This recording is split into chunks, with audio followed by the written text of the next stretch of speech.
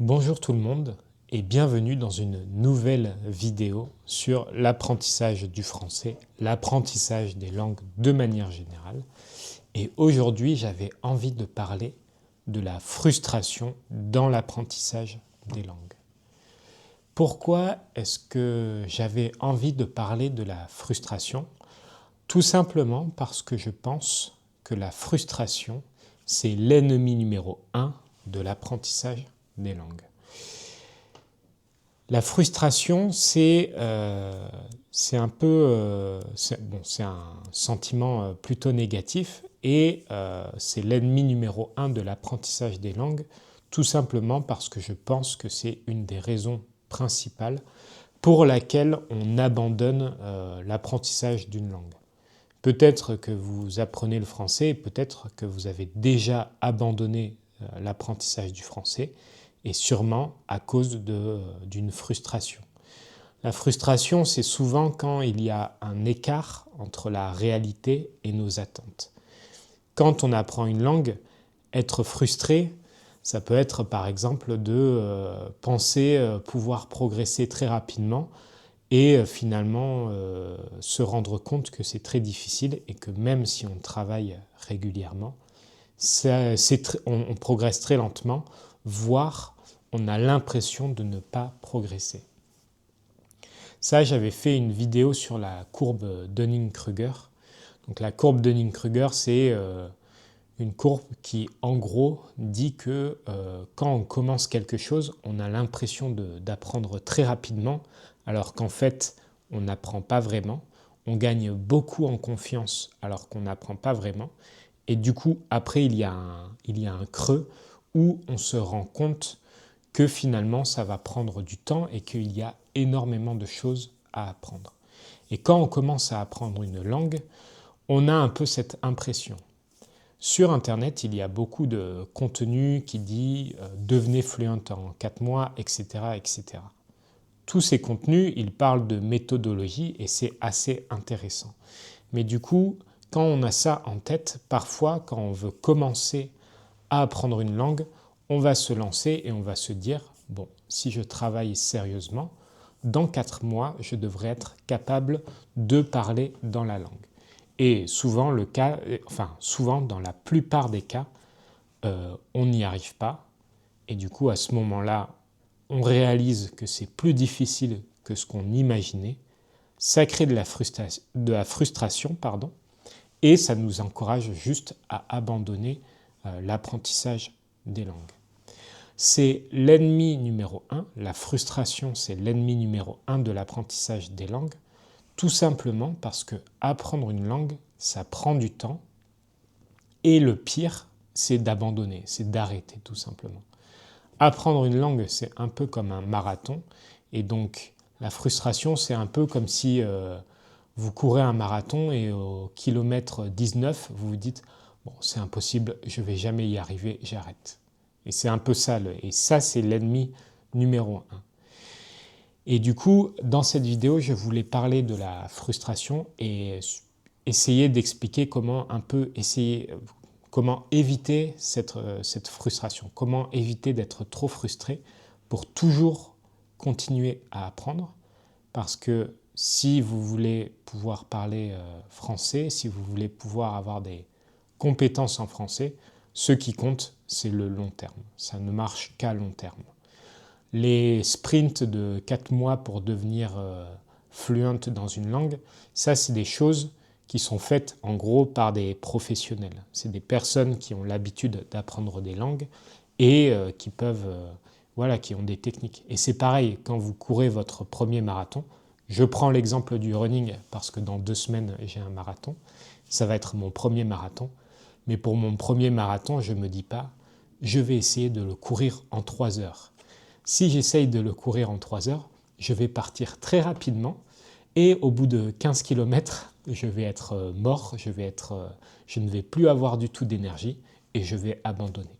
C'est exactement pareil dans l'apprentissage des langues. Et finalement, quelqu'un qui fait un marathon en marchant rapidement ou en courant très lentement, cette personne elle va finir le marathon, alors que la personne qui voulait essayer de le faire en 3 heures, elle ne va même pas le finir. Donc à la fin, qu'est-ce que vous préférez? Est-ce que vous préférez finir même si ça prend beaucoup de temps, ou est-ce que vous voulez essayer de sprinter quitte à vous blesser ou à abandonner? Enfin bref. Et du coup, quand on pense à l'apprentissage des langues, quand on a cet esprit un peu sprint où on veut aller très vite, on a l'impression, et quand on commence aussi surtout, on a l'impression qu'en fait, en retenant des to-do listes de grammaire, de vocabulaire, en apprenant des listes, on va devenir fluent ou on va acquérir un bon niveau dans la langue. Mais apprendre toute une liste de vocabulaire ou de grammaire ne va pas vous rendre fluent.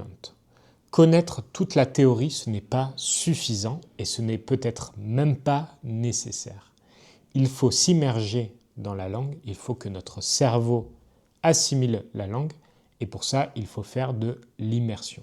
Mais comment s'immerger dans une langue si on n'a pas l'environnement pour l'apprendre ou si l'on ne vit pas à l'étranger? Une solution consiste à parler directement avec un natif en ligne et c'est l'occasion pour moi de vous parler du sponsor de cette vidéo, Italki. Je ne recommande que les outils et services que je trouve sincèrement utiles. Pour ceux qui ne connaissent pas Italki, il s'agit d'une plateforme d'apprentissage des langues personnalisée qui vous permet de trouver des professeurs natifs dans plus de 150 langues, y compris des professeurs de français, et de réserver des cours particuliers. C'est le meilleur moyen de s'immerger dans une grande variété de langues et de cultures sans vivre à l'étranger. Vous pouvez trouver des personnes des différents pays francophones et vous pouvez aussi filtrer les résultats selon les prix. Et surtout, vous pouvez choisir le type de cours en fonction de vos objectifs. C'est entièrement personnalisé. Ce cours est adapté à vos besoins et à vos intérêts, vous permettant de développer une maîtrise des sujets qui vous passionnent. C'est efficace parce que vous recevez des feedbacks et des conseils en temps réel de la part d'experts linguistiques. Les enseignants sont encourageants et créent un espace stimulant où ils vous aident à gagner en confiance et à être moins frustré, à constater vos progrès. J'ai d'ailleurs pu échanger avec un tuteur Italki. Mais la plupart du temps, c'est au feeling, c'est-à-dire que je vais voir au fil de la conversation ce qui peut intéresser l'élève et ce qui va pas l'intéresser. Et je vois, si je parle d'un sujet et que je vois que ses yeux s'illuminent, bah, je vais me dire, tiens, ça l'intéresse, on peut approfondir ce sujet-là. Au contraire, si je vois qu'il y a un sujet dans lequel l'élève ne parle pas trop, bah, je vais avoir tendance à l'éviter. Pendant cet échange, Nicolas m'a expliqué comment il personnalise chacun de ses cours pour aider du mieux possible ses étudiants. Vous pouvez notamment choisir un cours pour parler français avec un natif et ainsi commencer à parler et à créer des automatismes. L'un des principaux avantages d'Italki est que vous payez seulement pour chaque cours que vous faites. Il n'y a pas d'abonnement. Les cours s'adaptent donc entièrement à votre budget et à votre emploi du temps. Dans tous les cas, le professeur vous donnera des retours et des conseils en temps réel, ce qui fait une énorme différence dans l'apprentissage des langues, notamment pour améliorer l'écoute et l'expression orale. Donc si vous voulez commencer à développer des automatismes et à améliorer votre français conversationnel, cliquez sur le lien dans la description pour commencer dès maintenant votre apprentissage. En utilisant mon code promo exclusif FÉLIX4, pour tout achat de 10 $ ou plus de crédit, vous bénéficierez d'une réduction de 5 $ sur votre premier cours. Ce code est valable uniquement pour les 50 premières personnes, alors profitez-en vite. Merci à Italki de soutenir mon travail. Et du coup, je pense que la première raison de la frustration, c'est quand on a des attentes déconnectées de la réalité. Ça, c'est le cas quand on débute.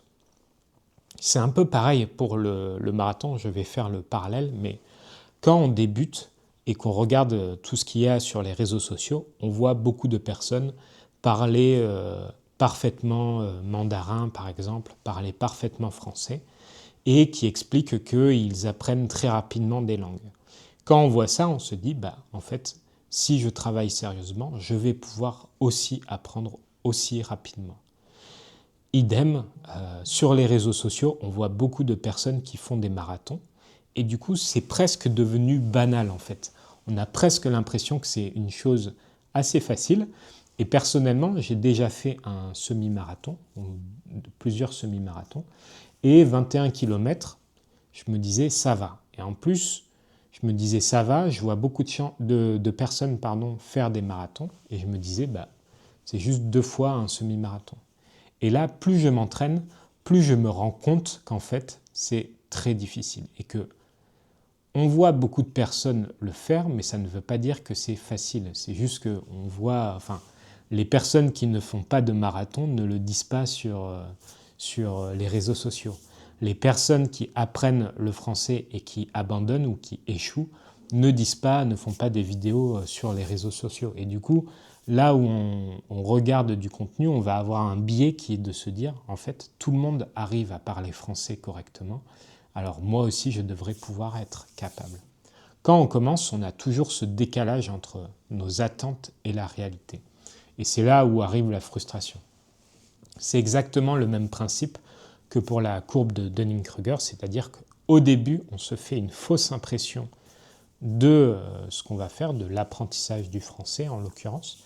Et du coup, quand la réalité nous rattrape, quand on fait face à la réalité, là, ça va créer beaucoup de frustration. Et pareil, je pense que cette façon de voir l'apprentissage des langues comme une to-do list à apprendre, des règles de grammaire à apprendre, des listes de vocabulaire à apprendre, ça nous donne l'impression de quelque chose de très rationnel. Et du coup, on a l'impression qu'en fait, en cochant toutes ces cases, en disant cette to-do list, ça j'ai appris, ça j'ai appris, ça j'ai appris, on a l'impression qu'à la fin, on va être capable de parler et de tout comprendre dans la langue. Là, c'est pareil, c'est une autre source de frustration, c'est-à-dire que même si vous apprenez toute la grammaire française, vous n'allez pas comprendre le français et vous n'allez pas pouvoir parler français. La grammaire, la théorie, c'est une description de la langue. C'est juste pour expliquer comment ça fonctionne d'un point de vue extérieur. Mais ça ne veut pas dire que vous allez pouvoir le faire. Je peux regarder des théories sur les marathons qui disent vous devez courir à telle vitesse, vous devez manger, boire telle quantité, etc. Je vais avoir des connaissances plus développées sur le sujet, sur le marathon ou sur l'apprentissage ou sur le français par exemple, mais ça ne va pas m'assurer de mon succès. Ce n'est pas parce que je connais toute cette théorie que je vais forcément réussir à parler français ou à courir un marathon. Et je pense que quand on a un peu cette image de je veux apprendre rapidement, on a tendance à se faire un study plan avec chaque jour j'apprends 30 mots, 10 règles de grammaire, etc. Et du coup, avec l'idée que au fond, après, on va pouvoir parler facilement la langue. Bien évidemment, c'est intéressant de réfléchir comme ça parce que quand vous apprenez, l'idée c'est quand même de progresser. Donc c'est intéressant de réfléchir à il faut que j'apprenne des nouveaux mots tous les jours, il faut que je connaisse un peu plus la théorie de la langue, etc. Mais ce n'est pas la seule et unique chose à faire, je pense. On apprend vraiment une langue quand on écoute la langue ou quand on la parle, quand on fait de l'immersion ou quand on parle avec un tuteur, par exemple. On apprend à courir un marathon quand on court. Et il y a différentes façons de s'entraîner, mais si vous voulez apprendre à courir, il faut commencer juste par courir. Si vous voulez apprendre à comprendre une langue, il faut écouter, il faut essayer d'écouter des choses qui soient adaptées à votre niveau. Pareil, si je veux apprendre à courir, je ne vais pas courir à 20 km/h sur 10 km, ça n'a aucun sens. Donc l'idée c'est toujours de commencer par faire la pratique à votre niveau et régulièrement. Apprendre le français un petit peu tous les jours, c'est plus efficace que de faire 2 heures chaque semaine. Ça, je le répète tout le temps, mais c'est hyper important. Le marathon, c'est pareil. Quand vous préparez un marathon, on vous conseille de courir des petites distances régulièrement plutôt que de chaque week-end faire 30 km et vous faire mal aux jambes. Non seulement c'est moins efficace, et en plus, vous allez vous décourager. Si demain, vous vous dites je dois faire 2 heures de français ou je dois aller courir 30 km, c'est le truc le plus démotivant possible. Vous allez le faire quelques fois, vous n'allez pas voir de progrès et vous allez être frustré, vous allez abandonner. C'est une vision un peu pessimiste, mais c'est un peu l'idée. Et donc, en fait, c'est intéressant d'avoir cette démarche, rationnelle, où on se dit, il faut que j'apprenne, il faut que je quantifie, que je mesure mon apprentissage, etc. Mais à côté de ça, la réalité, et ça c'est un peu difficile à dire en tant que professeur de langue, mais c'est qu'il y a un côté, pas mystique, mais il y a un côté où c'est notre cerveau qui tout seul essaye de digérer des informations, essaye d'apprendre des choses, et parfois notre cerveau apprend et parfois il n'apprend pas. Et ça c'est un peu indépendant de notre volonté. C'est-à-dire que, enfin c'est indépendant. Non, en fait il y a une façon de faire, mais ce que je veux dire c'est que si dès le début vous apprenez des règles de grammaire complexes, en fait votre cerveau il va voir l'information et il va faire oui, j'ai retenu, je me rappelle de cette règle, mais comme il ne va jamais la mettre en pratique, il ne va pas la retenir et il va oublier cette règle complexe qui est sûrement utilisée. Et c'est pareil, c'est pareil pour la course à pied, pour le running, c'est-à-dire que si vous apprenez de la théorie mais qu'ensuite dans la pratique vous ne voyez pas cette théorie, en fait ça va servir à rien. Quand vous commencez à apprendre une langue, c'est intéressant d'apprendre un peu de grammaire, mais ensuite il faut le mettre en pratique. Il faut regarder du contenu, et plus votre cerveau dans du contenu, il va voir ce que vous avez appris, la théorie, il va se dire « Ah, mais je reconnais ça, c'est la règle qui dit qu'on doit faire ça comme ça. C'est la règle qui dit qu'on conjugue un verbe comme ça. » En fait, votre cerveau, il va un peu chercher des confirmations, il va se dire « Ah, là je comprends pourquoi on dit ça comme ça, etc. » Et d'ailleurs, au début, quand on débute, on a tendance à commencer par la grammaire, mais en fait, plus on avance, plus cette structure change. C'est-à-dire que plus vous êtes dans une approche où vous faites de l'immersion, et à un moment donné, vous voyez une phrase et vous vous dites « Mais pourquoi est-ce qu'ils disent ça comme ça ?» Et après, vous allez vers la théorie et vous dites « Ah oui, d'accord. » Et en fait, si on ne fait pas ce travail, c'est la frustration assurée. Parce que la réalité, c'est qu'il y a une théorie qu'on est, entre guillemets, obligé d'appliquer à l'écrit. En France, quand on est des petits Français, les enfants français à l'école, ils apprennent à bien écrire, bonne orthographe, bonne structure de phrase, etc. Donc, en général, à l'écrit, la théorie se vérifie. Mais quand on parle, alors là, les règles, on tord les règles, on parle plutôt, on se rapproche plus du français, d'un français naturel, c'est-à-dire qu'on va parler juste parce que ça nous semble bien.